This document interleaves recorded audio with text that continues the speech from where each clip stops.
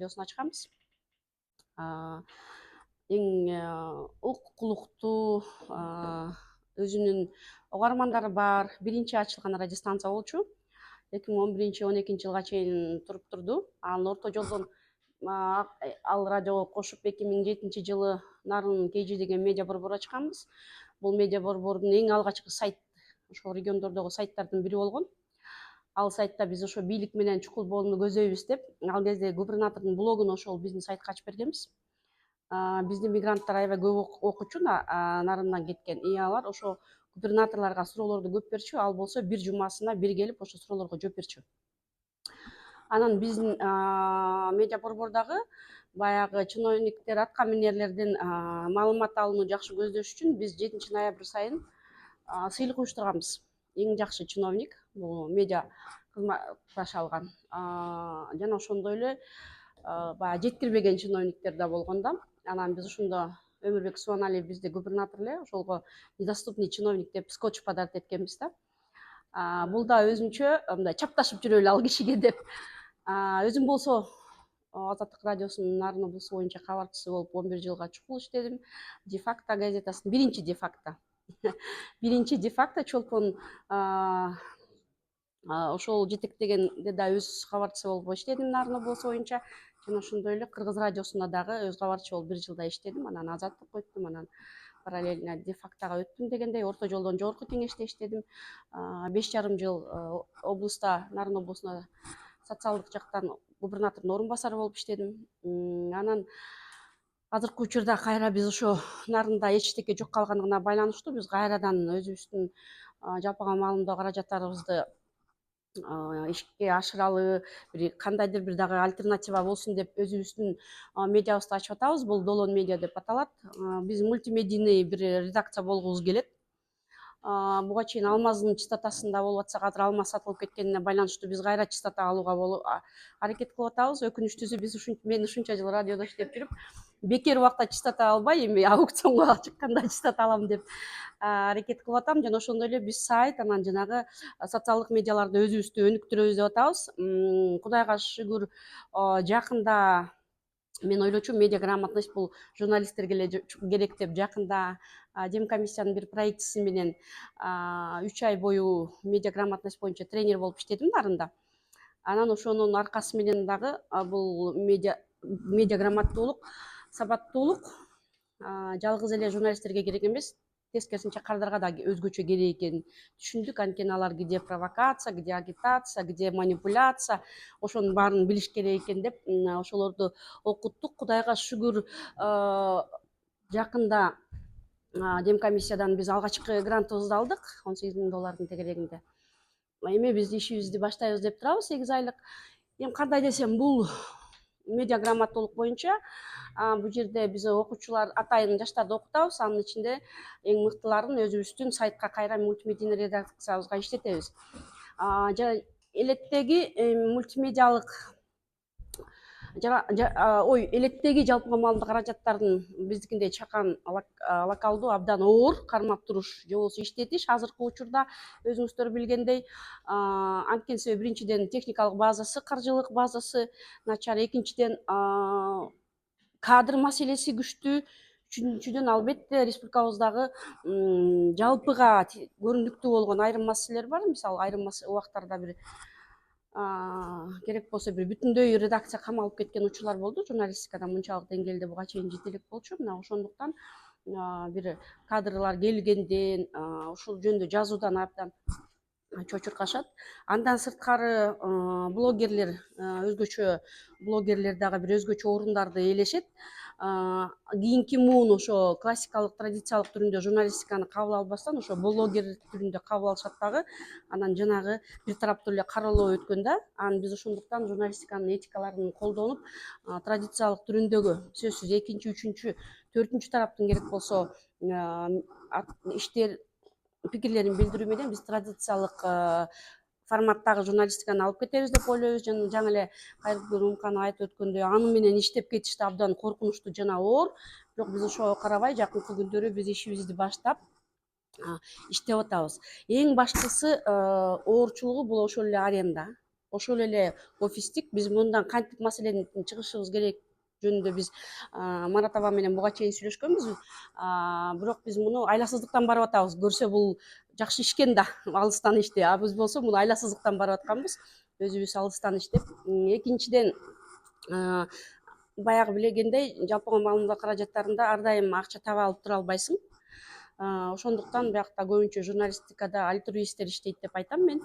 Ошончо көбүнчөсү баягы мамлекеттик ЖМКларга кеткенге аракет кылышат. Анткени мурда тыйын болсо деле азыр кандай болгон күндө да бир айына сөзсүз бир определенный суммаң бар. Анан сенин жашооң алдыда кандай кылсаң да өзүңдүн жеке жашооңду, үй бүлөңдүн жашоосу менен чогуу бир пландашсаң болот да. Мындай пландаштыруу жеке жалпыга маалымдоо каражаттарын региондордогу кармап туруу өтө оорураак мында.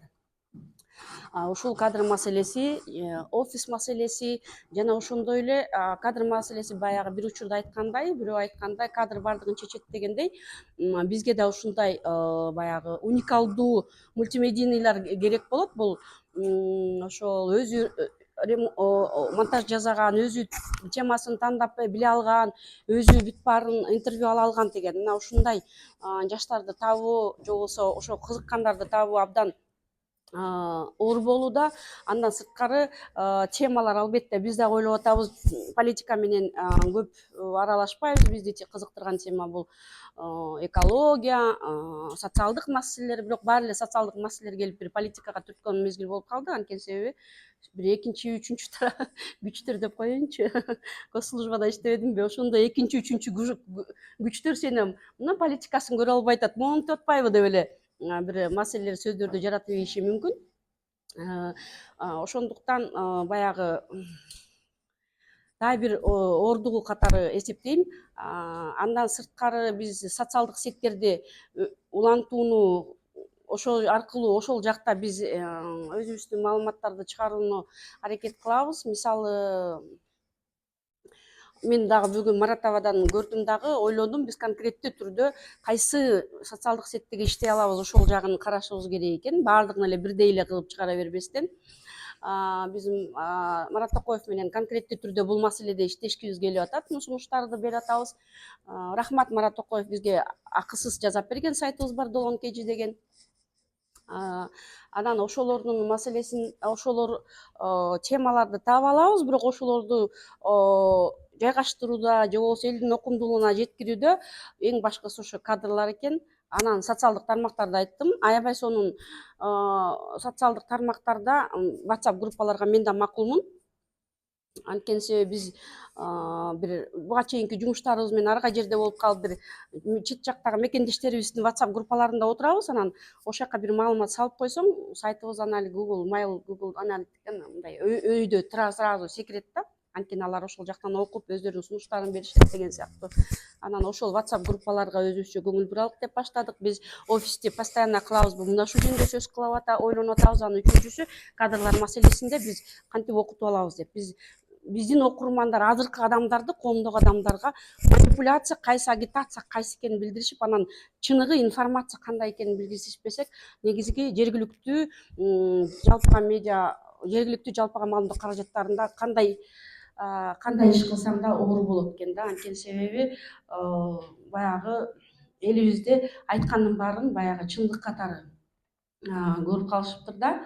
Ошондуктан медиа грамотдуулук жагына өзгөчө жаштарыбызды ошол жакта окутууга, ошол жактан окуп чыккан адамдарга өзүбүздүн кайра эле ошол жерден иштөөнү, медиа сабаттуу болгон баардык бир стандарттарга төп келген контенттерди, кызыктуу контенттерди жаратууга кайра өзүнүн эмгектерин салабыз.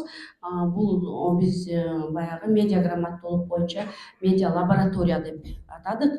Ушул медиа лабораториясынын аркасынан биз окутуп, анан алар кайра акырындап иштетип баштайбыз. Нарыг шаарында деп атабыз, жана Марат аба айткандай конкреттүү өзүбүздүн аудиториябыз деп атабыз. Бул Нарыг шаары 18 жаштан 25 жашка чейинки студенттерби, иш кылса активдүү жарандар. Балдар кыздарды бөлгөн жокпуз, бирок бияктан сөзсүз жанагы ден соолугу жактан мүмкүнчүлүгү чектелген адамдарга өзгөчө көңүл бөлөбүз деп атабыз. мына ушул жактагы калып калып атат. Ал жактан дагы баягы мотивация бергенге, иштерди кылууга көп ошол жак калып калып атат. Анан негизги темабыз бул дагы экология болобуз да. Мисалы бизге тиякта Антарктидада мынча муз айсберг эрип атат деген бизге жомоктой сезилип атат да. Ал бизге качан кандай келет, келбейт деген түшүнүктөр бар да. Биз ошондо ал жакын эле келерин, анда биз ал шартка кантип адаптация болушубуз керек. Мына ушул боюнча башка тилдеги маанилүү журналдарда чыккан маалыматтарды биз кыргызчалап өзүбүздүн контентке алып келсекпи деп турабыз. Анан албетте дагы бир өзгөчөлүк бул жасалма интеллект.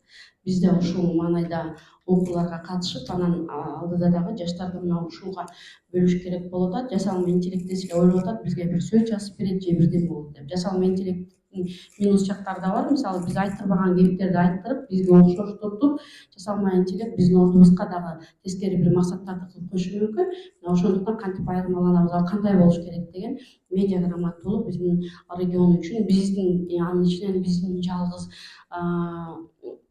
жалпыга маалымда каражатыбыз үчүн өзгөчө болот. Ошондо мен сөзүмдү жыйынтыктап барып айтсам, бул сиздердегидей эле региондо дагы, борбордогудай эле мультимедийный сөзсүз болуш керек. Ал жакта баары болуш керек деп ойлойбуз.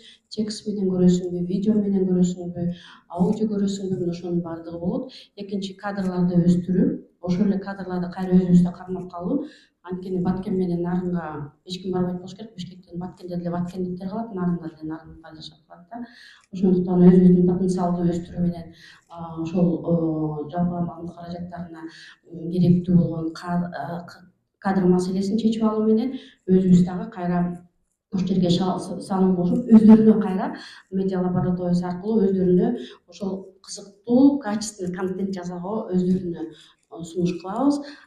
Кадр маселесин ушинтип чечебиз. Анан баягы чыга баштаганыбыз, республикалык деңгээлге чыга баштаганыбыз деле бизге максат эмес. Өзүбүз негизи ошол жерде биринчи орунда туруп турсак, локалдуу эгерде жаңылыктарды бизден баштаса, баарын бизден баштаса деген ушул жака көз салабыз. Анан эң башкысы негизги өзүбүздүн аудиториябызды аныктап алдык. Максаттуу аудиториябызды андан сырткары биз Рахмат.